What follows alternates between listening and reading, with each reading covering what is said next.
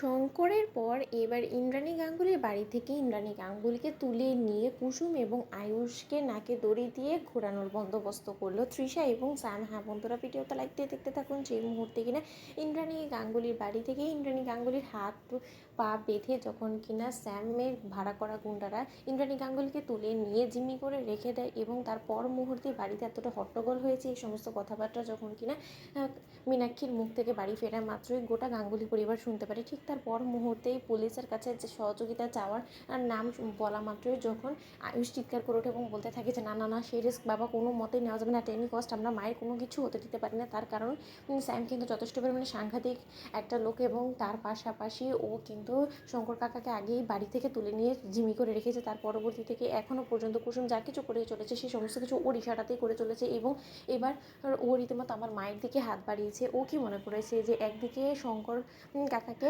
আটকে জিম্মি করে ও কুসুমকে নিজের হাতে রাখবে এবং আরেকদিকে ও আমার মাকে জিম্মি করে রেখে আমাকে দিয়ে ওর যা ইচ্ছে যে অনৈতিক কাজগুলো করানো সে সমস্ত কিছু করাবে?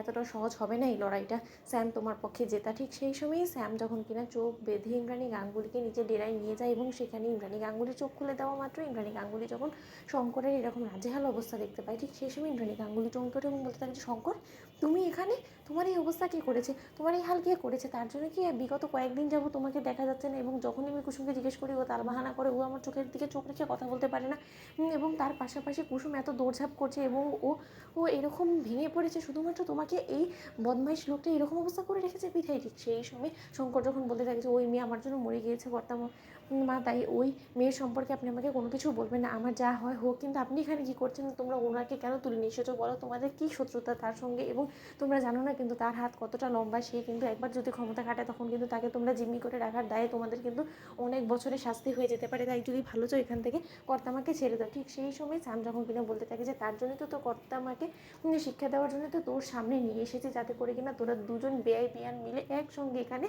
রীতিমতো চুটিয়ে গল্প গুজব করতে পারিস। ঠিক সেই সময় কথা বলা মাত্র ইন্দ্রাণী গাঙ্গুলি যখন চমকে ওঠে এবং বলতে থাকে যে কী সমস্ত উল্টোপাল্টা কথা বলছো। ঠিক সেই সময় স্যাম যখন কিনা সমস্ত সত্যটা তুলে ধরে এবং বলতে থাকে যে আরে ইন্দ্রাণী গাঙ্গুলি, এখনও পর্যন্ত আপনি জানেন আপনার বেআইয়ের সঙ্গেই তো রীতিমতো আপনাকে এখানে রাখা হয়েছে, তার কারণ আপনারা একে অপরের সম্বন্ধে বেআই বেয়ান হন এবং তার থেকেও বড় কথা তার মেয়ের সঙ্গে আপনার ছেলে গুণধর ছেলে আয়ুষ্মান গাঙ্গুলির বিয়ে হয়েছে বলে কথা। তাহলে এখন সেই সূত্রে আপনাদের কী সম্পর্ক হয়ে দাঁড়ালো বলুন তো? এবং আপনার নিশ্চয়ই আমার কোনো কথায় বিশ্বাস হচ্ছে না, এই সমস্ত কিছু আস্তে আস্তে বিশ্বাস হবে, কিন্তু এবার যে আমার চালটুকু আমার দেওয়ার, এবার আপনার ছেলেকে সেই সমস্ত কাজগুলো করাবো যেটা এতদিন ধরে আমি কুসুমকে দিয়ে করে এসেছিলাম, ওর বাবাকে জিম্মি করে রেখে এবার আপনাকে জিম্মি করে রেখে আপনার ছেলেকে দিয়ে অন্যায় কাজ করাবো। তো বন্ধুরা লাইক এবং শেয়ার করে সাবস্ক্রাইব করতে ভুলো না।